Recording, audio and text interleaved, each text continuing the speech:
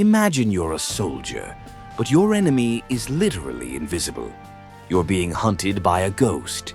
This is what British soldiers in Jamaica actually thought was happening. They told insane stories of trees that came to life and warriors who would rise out of the ground, attack, and then completely vanish. They wrote terrified letters home about an invisible army that was using the jungle itself as a weapon, turning the island into a green hell. They thought they were in a supernatural war, but they weren't being hunted by a ghost. They were being outsmarted by a queen, a genius military strategist who was once enslaved and became one of the greatest freedom fighters in history. This is the unbelievable story of Queen Nanny, leader of the Jamaican Maroons, and how she used pure genius to bring the world's biggest empire to its knees. To understand how incredible this queen was, you have to see the brutal world that created her. Back in the 1700s, Jamaica was owned by the British Empire, and it was a nightmare. The whole island was just one giant, horrible factory for King Sugar, and it was powered by the slave trade. Hundreds of thousands of enslaved Africans were forced to work on massive plantations in the burning sun all day. Life was worth nothing. The system was designed to break not just people's bodies, but their spirits. Human beings were literally written down as property in books right next to cattle. The British planters thought this system was perfect and would last forever. They were so wrong. From the very first slave ship, people resisted. And high up in the misty blue mountains, way above the plantations, a secret new society was starting, a society built by runaways. They were called the Maroons, which comes from a Spanish word meaning wild or untamed, and they lived up to that name. These were Africans who had escaped slavery and would do anything for freedom. Together, they built communities in the most remote, impossible-to-reach parts of the island. They turned the mountains that the planters saw as useless into a giant fortress. And these weren't just hiding spots, they were organized towns. The Maroons built villages, grew their own food, and kept their African cultures alive, the same cultures the slave owners tried to destroy. They were in two main groups, the Leeward Maroons and the Windward Maroons. And by the 1720s, the Windward Maroons had a leader whose name would become an absolute legend. Her name was Nanny. Most of Queen Nanny's early life is a mystery, because the people who wrote history tried to erase her. But it's believed she was born around 1686 in modern-day Ghana to the Ashanti people, who had a crazy military history. What we know for sure is that she got to Jamaica, escaped to the mountains, and rose up to become the undisputed leader of her people. She wasn't just a political leader, she was a spiritual leader. Nanny was an Obeah woman, which gave her incredible authority and united her people. But her real superpower? She was a military genius. She built a base called Nanny Town on a high cliff with only one way in, a path so narrow only one person could walk it at a time. From this eagle's nest, she could see enemies coming from miles away, and she trained her warriors to fight like the jungle itself. The First Maroon War started around 1728 when the British decided they couldn't stand having a free republic of former slaves nearby. They sent huge armies into the mountains, expecting an easy win. Instead, they walked straight into a disaster.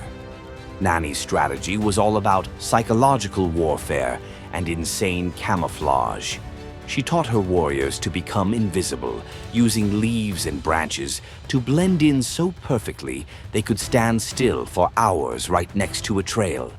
British soldiers would march by, totally clueless that they were surrounded. Then, bam! A sudden, deadly attack would be over before the British even knew what hit them. To the freaked-out soldiers, it felt like the jungle was alive and actively trying to kill them. But maybe Nanny's most brilliant weapon was sound. She used a cow horn called an abeng to send complex signals across miles of dense mountains, coordinating ambushes perfectly. To the British, the sounds were maddening, a constant reminder they were being watched and hunted by an enemy they could never see. And Nanny didn't just defend, she attacked. She led raids on plantations to get supplies and, most importantly, to free more slaves. Over the course of the war, she is credited with personally leading over 1,000 enslaved people to freedom. She was literally dismantling the entire system, one person at a time. If you think this is one of the most insane military strategies ever, smash that subscribe button. We tell unbelievable stories of forgotten heroes every single week, and you do not want to miss what we have coming up next. For the British, this war was an absolute catastrophe. They were the most powerful military on the planet, and they were getting completely humiliated by a small group of fighters they couldn't even find. Their traditional tactics of marching in straight lines were totally useless in the jungle. I mean, how are you supposed to defeat an enemy you can't see? They launched massive attacks on Nanny Town and even managed to capture it a few times. But they could never hold it. The Maroons would just melt into the wilderness and launch endless guerrilla attacks until the British were forced to run away. The government spent a fortune on the war and was losing tons of soldiers. British reports from the time are filled with pure anger and fear. They were so scared they rarely even used her name, calling her some mysterious old hag who used witchcraft. Legends spread among the soldiers that she could catch bullets with her bare hands, a story that probably started because her warriors were just that good at not getting shot. They couldn't accept that an African woman was outsmarting them, so they decided she must be using black magic. After over a decade of being completely destroyed, the British finally gave up. They knew they couldn't win. In 1740, the British Empire sued for peace with Nanny's windward Maroons. The treaty they signed was unbelievable. It officially gave Nanny and her people their freedom forever. It also granted them 500 acres of land, creating their own official town, which would become Moortown. In return, the Maroons had to stop attacking and, this part is very controversial, agree to help capture any new slaves who tried to run away. It was a tough price, but it was the price for their own nation. For a massive colonial empire to sign a peace treaty with its own former slaves, give them freedom, and give them land was almost unheard of. It was an incredible victory and proof of Nanny's genius strategy. She fought the British Empire to a standstill and forced them to recognize her people as a free nation. Queen Nanny's story doesn't end there. She lived out her life as the respected leader of her people, building a strong, independent community. And today, the Maroon communities she created are still there, preserving their unique culture and history. In 1975, the Jamaican government officially made her a national hero, the only woman to ever receive the honor. Her face is now on the Jamaican $500 note, which everyone just calls a nanny. How insane is that? Her legacy is a huge reminder that history is made by people who refuse to be defeated.